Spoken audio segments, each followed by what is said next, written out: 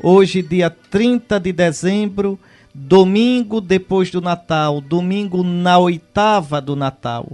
O que é a oitava? São os 8 dias nos quais a igreja celebra algumas festas como se fosse um dia só. Por exemplo, a oitava da Páscoa e a oitava do Natal. Do domingo de Páscoa ao domingo seguinte, nós chamamos de oitava. Do Natal, dia 25 ao dia 1º de janeiro, oitava. 8 dias como se fossem um só dia. Então hoje é dia de Natal na liturgia, ainda hoje. E no domingo, dentro da oitava, hoje, a igreja celebra a festa da Sagrada Família de Nazaré. Muito bem, então hoje festa da Sagrada Família, domingo da Sagrada Família. Comecemos logo dizendo, rezemos pelas famílias, pela sua família, pela minha família, porque toda família é sagrada. Vamos ver por quê durante o programa de hoje. É uma alegria estar aqui com vocês, espero que o coração esteja na paz do Natal, não o Natal do mundo, não o Natal pagão, não o Natal sem Cristo, não o Natal do consumismo, não o Natal da bebida, mas o Natal de Cristo, que é paz, que é conversão, que é verdadeira procura de abrir o coração para o Senhor. Um feliz Natal, um feliz tempo de Natal para você, porque este tempo de Natal continua. São 5 festas de Natal. A do dia 25, a Natividade do Senhor. A de hoje, domingo dentro da oitava, a da Sagrada Família. Dia 1º de janeiro, depois de amanhã, solenidade de Santa Maria, Mãe de Deus. Domingo que vem, a Epifania do Senhor, a manifestação de Jesus aos magos e através dos magos a todos os povos da terra. E depois, do outro domingo, de hoje a 15, a festa do batismo do Senhor, que aí encerra o tempo do Natal. Então vamos revisar 5 festas. Primeiro, Natividade do Senhor, dia 25 de dezembro. Segunda festa, Sagrada Família, no domingo, entre o dia 25 e o dia 1º, hoje, certo? Terceira festa, Santa Maria, Mãe de Deus. O que é que isso tem a ver com o Natal? É que o menininho que nasceu em Belém é o Deus verdadeiro, é o Deus perfeito, está certo? Então, dia 1º de janeiro, lá vão 3. Domingo, depois do dia 1º, festa da Epifania do Senhor, a manifestação de Jesus a todas as nações representadas pelos magos. Lá vão 4.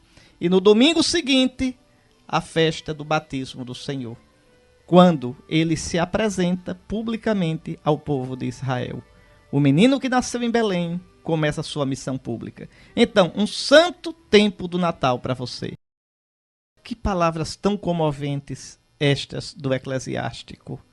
Tão práticas. Como a palavra de Deus é bonita. Como a palavra de Deus ilumina a nossa vida. Nós vivemos num tempo de dessacralização. A gente não respeita mais nada. Nada. Não respeita as instituições, não respeita as pessoas.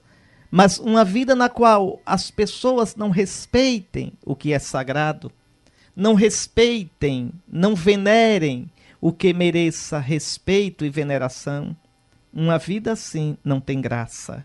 Uma sociedade sem respeito, sem veneração, ela cai na banalidade, na leviandade, na selvageria. Olhe só esses conselhos que o Eclesiástico dá para a nossa vida de família.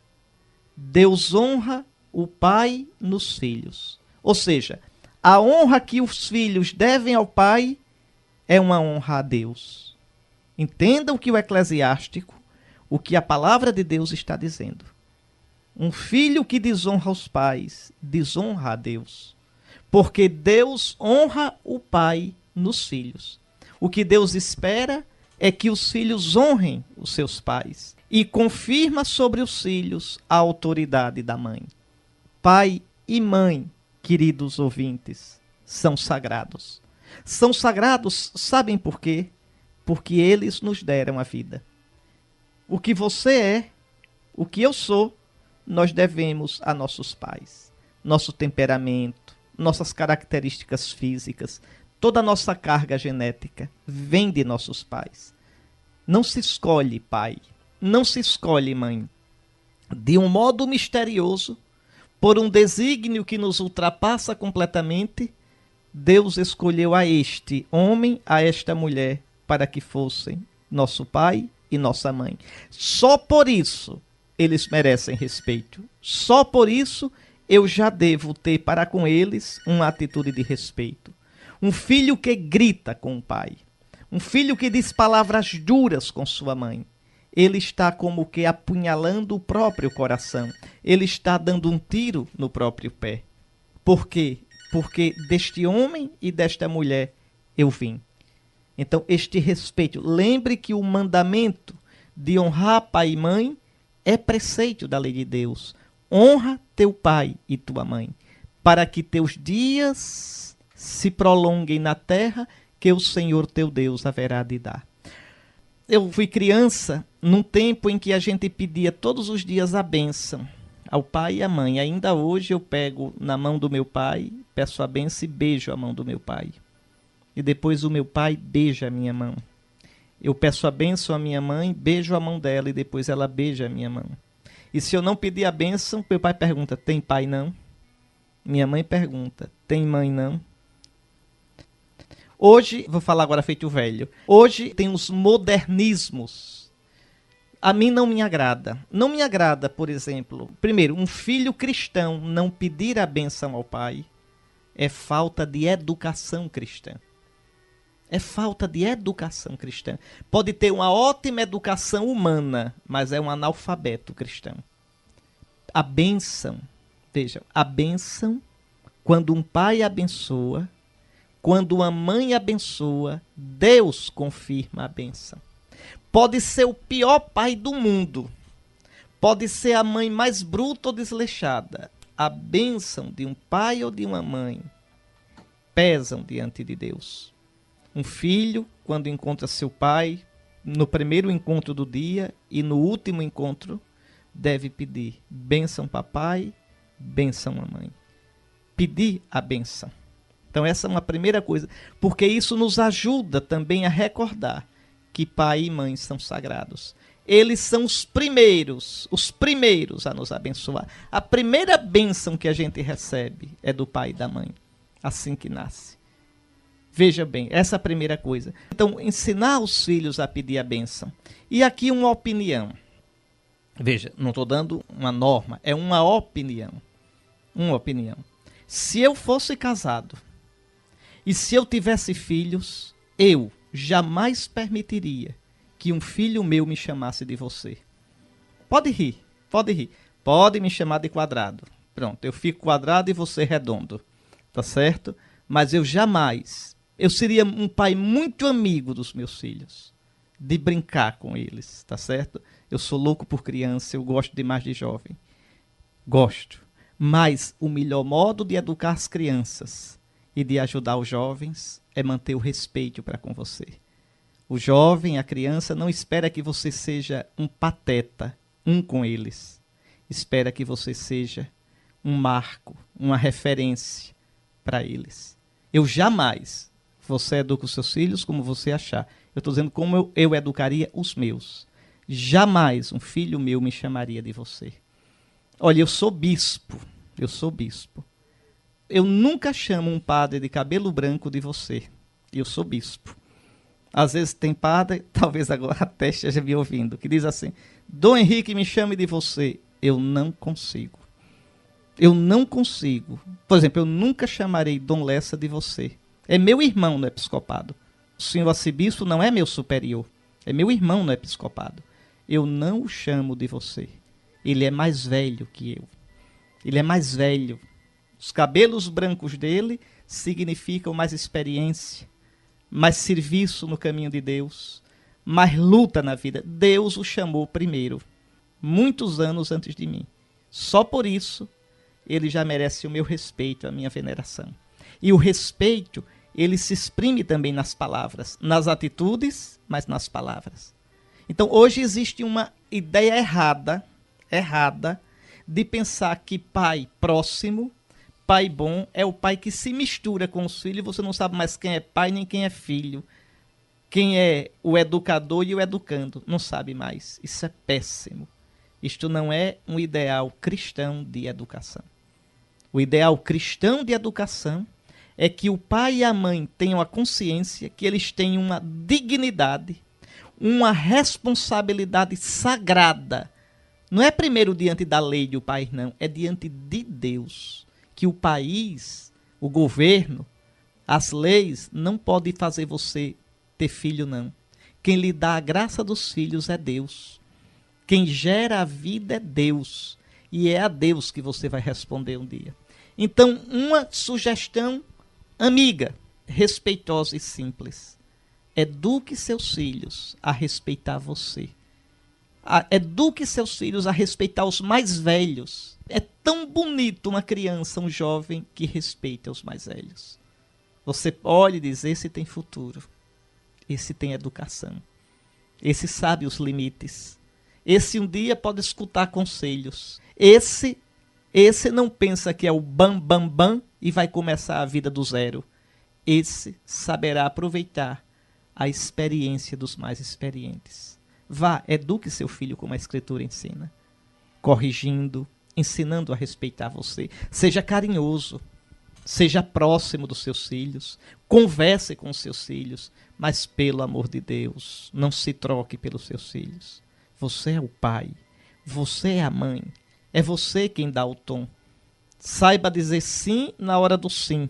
Saiba dizer não quando for para dizer não. Eduque seus filhos para depois não ter que chorar lágrimas frias pelos desbandos deles.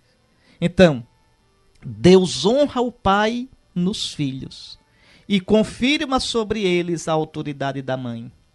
Quem honra o seu pai, escute só o que diz a santa palavra de Deus. Quem honra o seu pai alcança o perdão dos pecados. Evita cometê-los. Então evita desonrar teu pai. Evita desonrar tua mãe. E será ouvido na oração cotidiana. Então, cultive. Se você é filho, cultive o respeito pelos seus pais. Você pode até dizer, pai e mãe, eu não concordo com isso. Mas tem um jeito de dizer respeitoso e tem um jeito de dizer debochado. Tem um jeito de dizer com veneração, com palavras de filho, e tem um jeito de dizer bruto. Escute mais, quem respeita sua mãe é como alguém que ajunta tesouros. Quem honra o seu pai terá alegria com seus próprios filhos. E no dia em que orar, será atendido. Repare, hoje, 2 vezes essa leitura diz que a nossa oração está ligada ao respeito pelos pais. Quem trata os pais com desprezo, quem trata os pais com frieza, quem não ama seus pais, não será ouvido na sua oração. Repare que 2 vezes a palavra de Deus hoje está dizendo isso. Olhe, pode ser que você que está me escutando tenha algum problema afetivo com seu pai. Tá certo? Pode ser. Pode ser que o seu pai tenha marcado você, ou porque bebia, ou pela brutalidade. Pode ser que o afeto de filho esteja morto no seu coração. Eu entendo. Mas o respeito tem que estar vivo. Eu posso ter, por exemplo, uma mágoa do meu pai, uma mágoa da minha mãe. Muito bem.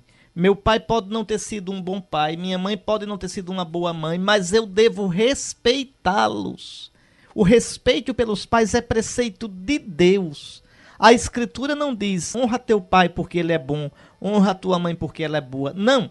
O preceito diz, honra teu pai e tua mãe, para que teus dias se multipliquem na terra. Vamos hoje rever o modo de tratar nossos pais. Escute mais. Quem respeita o seu pai terá vida longa. E quem obedece ao pai é consolo de sua mãe. E aqui um conselho tão bonito, tão comovente, tão comovente. Meu filho, ampara o teu pai na velhice. Veja, ampara teus pais, teu pai e tua mãe na velhice. Não lhes causes desgosto enquanto ele vive. Isso vale para o pai e para a mãe. Mesmo que ele esteja perdendo a lucidez, procura ser compreensivo para com ele. Essa paciência com o pai, com a mãe que vão envelhecendo, que às vezes ficam meio ranzinzas, meio teimosos, mas sempre a paciência, nunca uma palavra dura, nunca, nunca, nunca. Esse homem, essa mulher lhe deram a vida. Ampara, ampara, meu irmão, ampara, minha irmã, a este homem e esta mulher, porque um dia eles te ampararam. Um dia eles perderam sono por causa de você. Um dia eles levaram você nos braços. Eles sorriram e se alegraram quando você nasceu. Ampara seu pai e sua mãe, agora que eles precisam de você. Mesmo que esteja perdendo a lucidez, procura ser compreensivo para com ele. Não o humilhe em nenhum dos dias de sua vida. Nunca humilhe seus pais. Nunca, nunca diga uma palavra pesada, o senhor não sabe nada, o senhor já era. Nunca, nunca humilhe teus pais.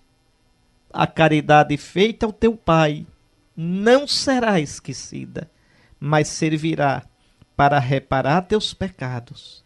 E na justiça, ou seja, no julgamento de Deus, será para a tua edificação. Que conselhos bonitos. Vejam como a mentalidade da Escritura está longe dessa mentalidade que vê no pai um qualquer, vê na mãe uma qualquer. E aqui eu peço, você que é pai, você que é mãe, inculta nos filhos este respeito filial. Respeito pelo avô, pela avó, pelo pai, pela mãe. Respeito pelos mais velhos. Respeito. Respeitar não humilha ninguém. Respeitar não desmoraliza ninguém. Então esse respeito, inculta nos seus filhos esse respeito. Rezamos o Salmo 127, que mostra a bênção de uma casa em paz. Lembre, a família é sagrada. Nosso Senhor, quando criou o ser humano, pensou na família. Um homem, pai. Uma mulher, mãe. E do amor desse pai e da mãe, uma prole que vem. Veja, os filhos nascidos do amor. E no caso de um casal que tenha alguma esterilidade, o amor dos dois sente a necessidade de adotar um filho. Não tenha medo de adotar, se for o caso. Também é fruto do amor. É do amor dos dois. Mas um filho centrado, educado por um homem e por uma mulher, com o referencial masculino e o referencial feminino. Com aquilo que é próprio do homem, da psicologia masculina, e aquilo que é próprio da mulher, a psicologia feminina. Esta é a família como Deus sonhou. Esta é a família que é sagrada.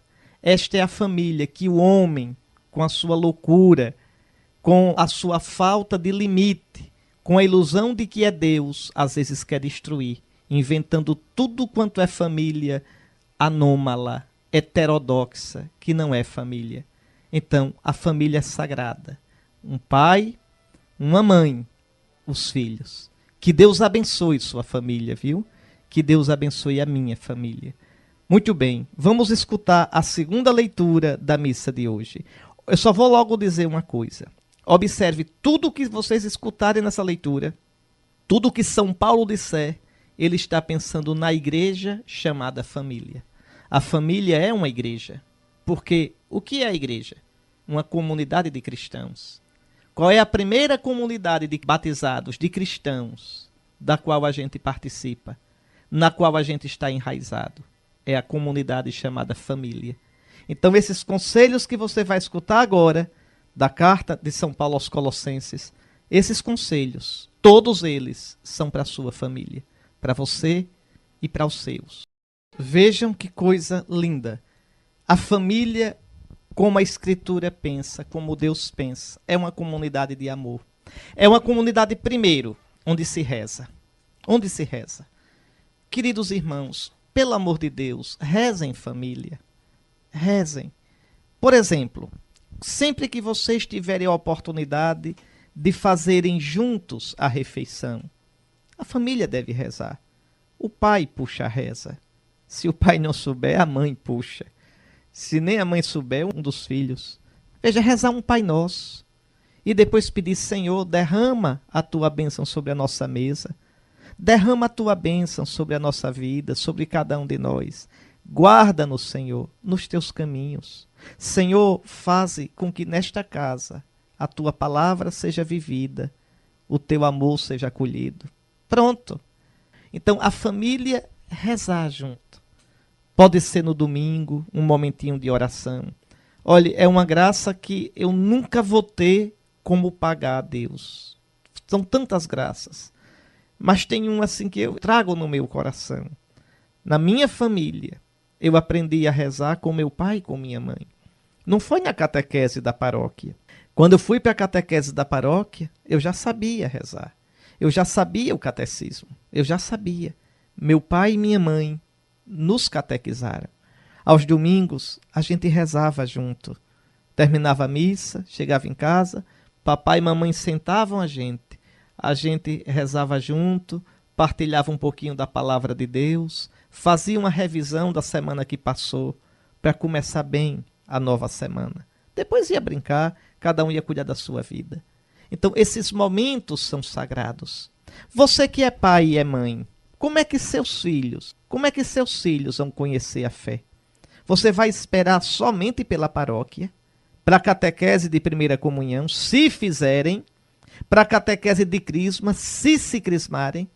Ô, meu irmão, minha irmã, você pai, você mãe, são os primeiros educadores da fé dos seus filhos. No dia do seu casamento, foi-lhes perguntado: quereis acolher os filhos que Deus vos der, educando-os na lei de Cristo e da sua Igreja Católica? E vocês disseram sim. Pois bem, São Paulo, hoje, na Santa Palavra de Deus, nos convida a isso. A que a família seja um lugar, primeiro, de oração. Segundo, de respeito um pelo outro. Olha, na nossa família a gente devia dizer: o amor de Cristo nos uniu. A vida de família é fogo, porque eu conheço direitinho os defeitos e as virtudes dos meus irmãos. A gente nasceu juntos, a gente convive. Eu conheço bem meus pais me conhecem. Na família a gente não tem como se enganar, como se mascarar. Mas compreender na fé, com uma visão de fé, com um coração de fé, com um olhar de fé, que nós estamos juntos na família, porque Deus nos uniu ali. Então eu devo honrar meus pais devem me honrar. É o que São Paulo diz, olha: filhos, obedecei aos vossos pais.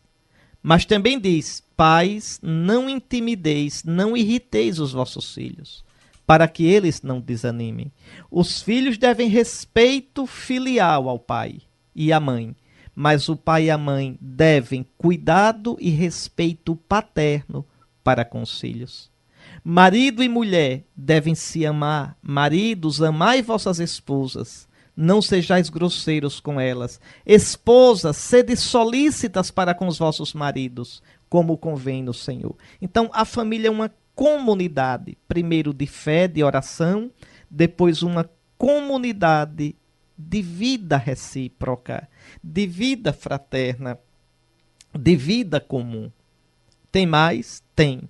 Na família a gente aprende os grandes valores da vida. A família é uma escola. É uma escola. Ali deve-se aprender o valor da palavra dada, o valor do trabalho. Ali se deve aprender o valor da partilha. Que coisa feia hoje, olha, é assim. Cada um é um reizinho no seu quarto. Não pegue nas minhas coisas. Não toque no que é meu. Pronto, que coisa mais absurda.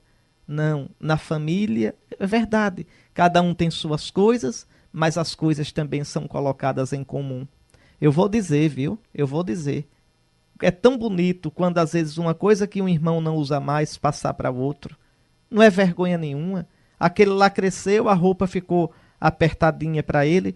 Não é desonra nenhuma usar a roupa do irmão que cresceu. Não é desonra, não é. Acabem com isso. É aprender a partilhar, é aprender a usar as coisas e não deixar que as coisas dominem você. Cuidado, não deixe que na família cristã entre essa mentalidade consumista, superficial. Então a família é o lugar onde se aprende também o valor da partilha, do trabalho. Qual é o trabalho dos filhos? Estudar é um trabalho. É muito feio ganhar prêmio porque passou de ano. Não, passar de ano é obrigação. Dê presente, mas não porque passou de ano. Passar de ano é obrigação. É o seu trabalho, meu filho. É o seu trabalho. Veja, não encha seus filhos de presente. Não encha seus filhos de brinquedo. Dê o necessário, mas não o excessivo. E que ele aprenda a valorizar o que recebeu. Não é usar uma vez e jogar fora, quebrar e deixar para lá. Ele nunca estará contente com nada. O Dudu me deu aqui um livrinho, achei tão interessante, eu vou ler para você. Olha aqui. Mas eu achei interessante. Como criar um delinquente. Quer que seu filho seja um delinquente? Veja, tem aqui, ó, lista de 10 regras fáceis e infalíveis, preparada pelo Departamento de Polícia de Houston, no Texas, para criar um delinquente. Quais são? Repare só, se você quiser botar a perder o seu filho, se você quiser depois chorar lágrimas de sangue. Primeiro, comece já desde a infância a dar ao seu filho tudo o que ele quiser. Assim, quando ele crescer, acreditará que o mundo tem a obrigação de lhe dar tudo o que deseja. Está vendo? E se não conseguir honestamente, consegue roubando. Está aí o Brasil, impregnado de corrupção. Coisas vergonhosas de quem não se esperava nunca. Tá certo? E não adianta dizer que é imprensa, que é golpe. Não é. É verdade. Sempre foi assim. É verdade. Né? A corrupção, o levar a melhor, o não ter limites, o surrupiar o que é o bem público, o dar o jeitinho para se dar bem burlando a lei. Então, isso tudinho vem de quê? De uma educação, começa aqui, uma educação sem Deus, uma educação deficiente na infância. Então, comece já desde a infância a dar ao seu filho tudo o que ele quiser. Faça isso. E quando crescer, ele acreditará que o mundo tem a obrigação de lhe dar tudo o que deseja. Olhe, querido irmão, querida irmã, ama de verdade quem coloca limites. Ama de verdade quem sabe dizer sim e sabe dizer não. Segunda regra para criar um delinquente. Quando ele disser nomes feios, ache graça. Isso fará considerar-se interessante.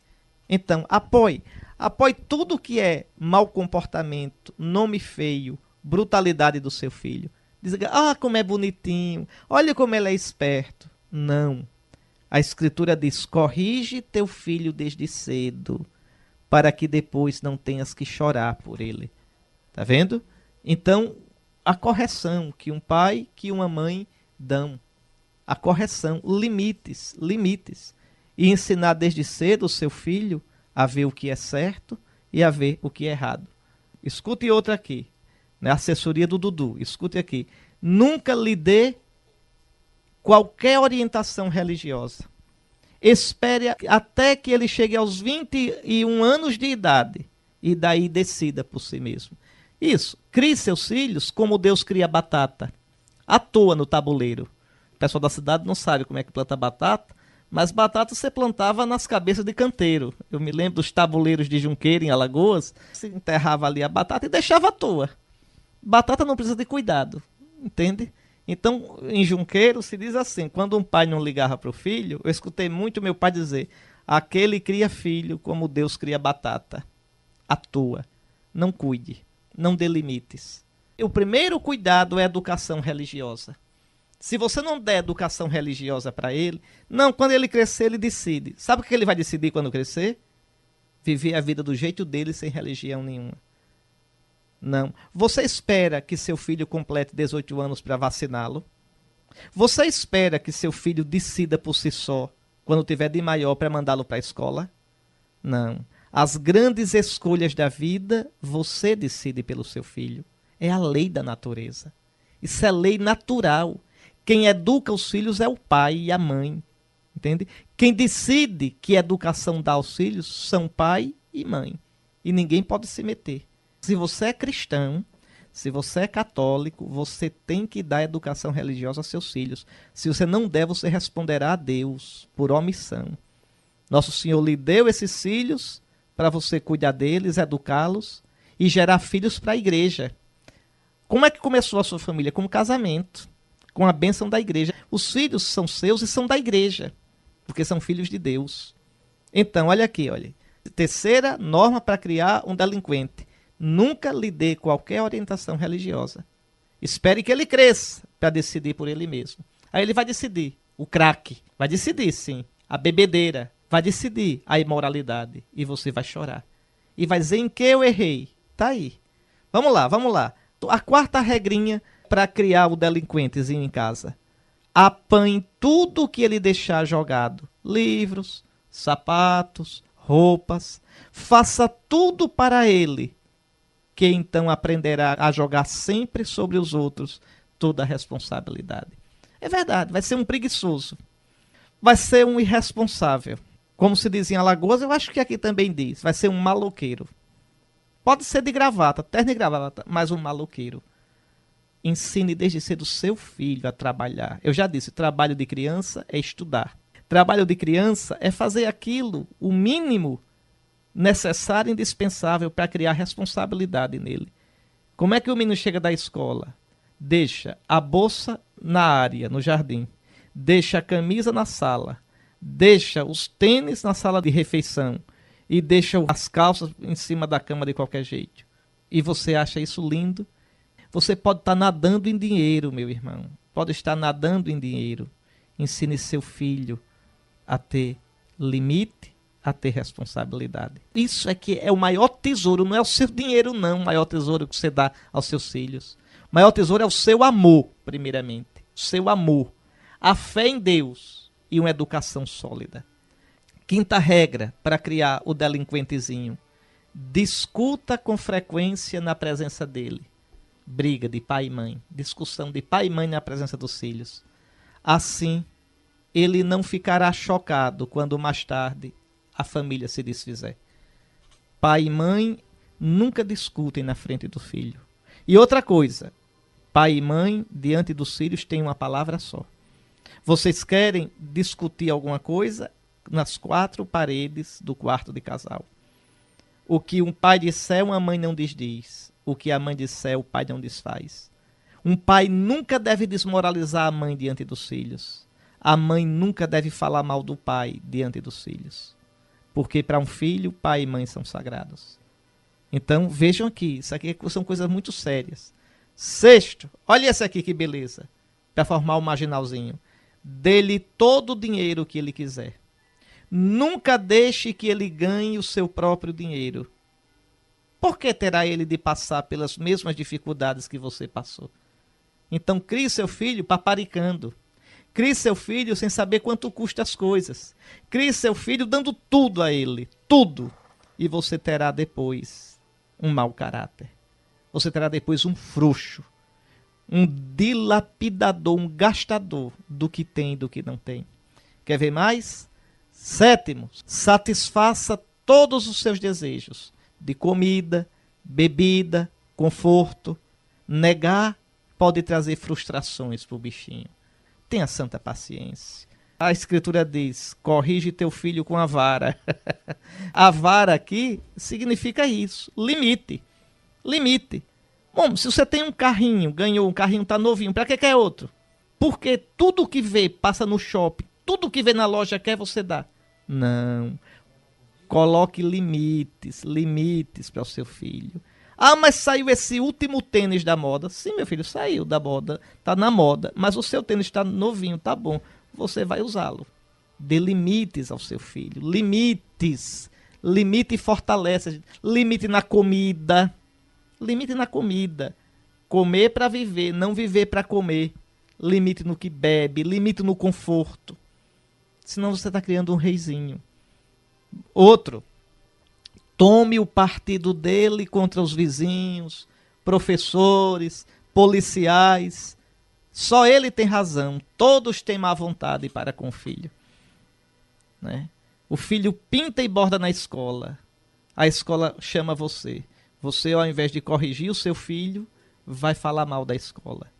Seu filho briga na rua, você, ao invés de corrigir seu filho, vai brigar com os outros que brigaram com ele. Que coisa, você está criando um marginal. Pode ter certeza. Nono, Quando ele se meter em alguma encrenca séria, desta desculpa. Nunca consegui dominá-lo. Olhe, por favor, aprenda a fazer seus filhos assumirem as consequências dos atos que praticaram. Porque assim ele vai medir, ele vai pensar 1000 vezes antes de fazer as coisas. Ele vai saber agir com responsabilidade. E por último, 10. Se você fizer assim, prepare-se para uma vida de desgosto. É o seu merecido destino. É verdade. Aí depois dizem, em que foi que eu errei? Nessas coisas. Bom, eu penso que esses conselhos completam, né, colocam bem hoje esses conselhos que a palavra de Deus nos deu nesta segunda leitura. Vamos meditar um pouquinho. Você tem paciência ainda de escutar só um pouquinho? Pois bem, tem só um pouquinho de paciência para a gente escutar mais um pouquinho aqui o Evangelho. Vejam, a Sagrada Família de Nazaré não viveu numa redoma. Pode olhar, a família de Nazaré é como a sua família. Teve momentos de crise. A família de Nazaré, querido irmão, querida irmã, nasceu numa crise. A noiva engravidou e o filho não era do noivo. Desmantê-lo maior do que esse, eu não conheço, não conheço. Um casamento, tá vendo? A família de Nazaré, logo depois da gravidez, o menino nasceu numa cocheira. A palavra manjedoura, presépio, quer dizer cocheira. Em latim, presépio é cocheira. É o coxo, onde os animais comem. Veja, nasceu na pobreza. A família de Nazaré, logo depois, a mãe já escutou isso. Uma espada vai traspassar teu coração, porque esse menino vai dar tanta confusão que a senhora não imagina, Dona Maria. Veja, foi isso, o velho Simeão. Se fosse no Nordeste, o velho Simeão, imagina, teria dito, ô Dona Maria, venha cá. Esse menino vai dar o que falar. Esse menino vai ser tão polêmico, a senhora se prepare que a senhora vai sofrer tanto por causa desse menino. Imagine. A família de Nazaré começou tendo de fugir da polícia, fugir para o Egito, para o estrangeiro. Você quer maior crise do que essa? A família de Nazaré passou por esse aperto do evangelho de hoje. 3 dias esse menino desaparecido. Ou vontade de dar umas palmadas no menino Jesus. Não é? Repare, 3 dias. Repare que menino danado. Não é? É o santo de Deus, mas é menino. Menino é traquino, né? Às vezes eu aqui me encontro com as crianças nas paróquias, eu digo, e o seu comportamento de 0 a 10? Aí o cara diz 7, eu digo, eita, esse quando diz 7 é porque deve estar lá para 2 ou 3.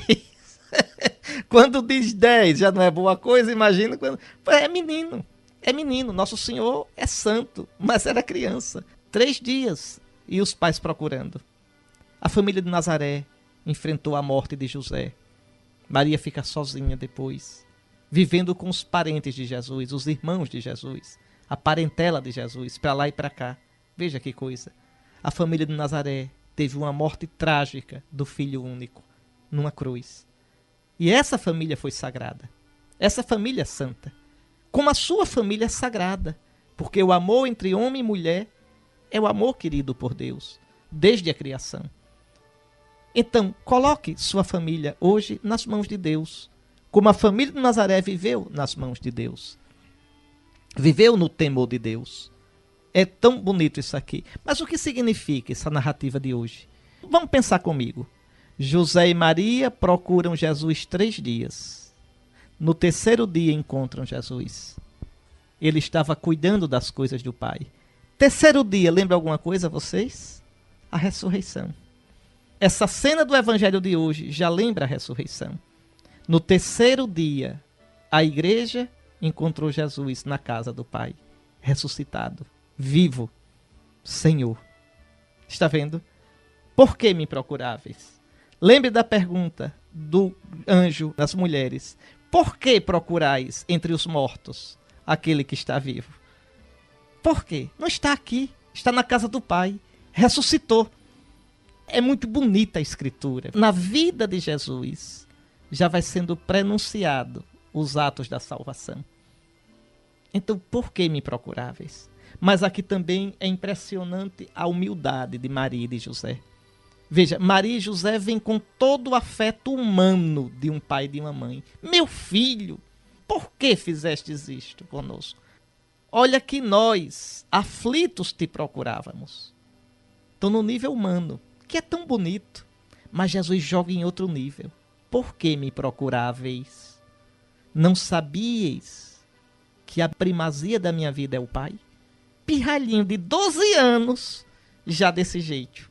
Jesus experimenta o Pai tão presente na vida dele. O Pai é uma certeza tão grande na vida de Jesus, que ele não tem outro olhar, outro afeto, outro coração, a não ser para o Pai. E diante disso é impressionante. Seus pais não compreenderam. Mas veja, sua mãe conservava no coração todas estas coisas. E aqui uma observação.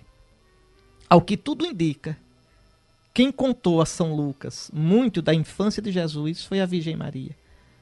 Ao que tudo indica muita coisa, depois que Nossa Senhora faleceu, a igreja começou a espalhar. Antes não ia falar dela, ela em vida. Depois que ela morreu, essas notícias puderam ser faladas claramente, porque está na intimidade da família, e mexe com o coração das pessoas. Interessante que no evangelho dele, São Lucas diz que procurou averiguar desde o início o que teria acontecido, com as testemunhas oculares. Pense que coisa bonita, aquilo que o Salmo diz de Jerusalém: todas as nossas fontes estão em ti. A gente pode dizer para Nossa Senhora: todas as nossas fontes, Virgem Maria, nossas origens estão em ti. Tu viveste tudo isso. Tu soubeste tudo isso. Como é que se pode não amar Nossa Senhora? Como é que se pode não amar esta fonte bendita?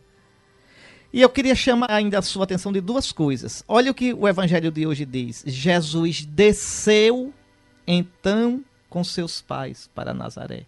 Desceu. Esse desceu é verdade, é porque Jerusalém é o ponto mais alto. Para Jerusalém se sobe, de Jerusalém se desce. Mas esse desceu tem um sentido espiritual. Jesus desceu para a nossa vida humana pequena, miúda, para a minha vida, a sua vida de cada dia. Desceu, humilhou-se. Vai passar 30 anos numa vida miúda, besta, tá certo?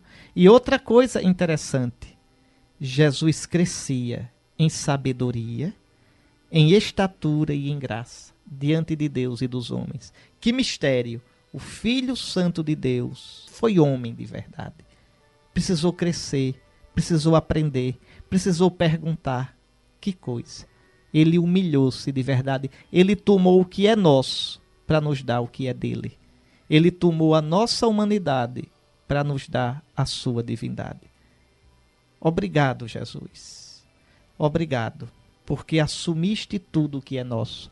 Obrigado, Jesus, porque assumiste também a vida da família e santificaste a família.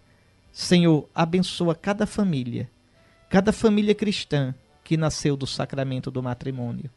Abençoa, Senhor, e ajuda os cristãos a nunca esquecerem a santidade e o valor da família.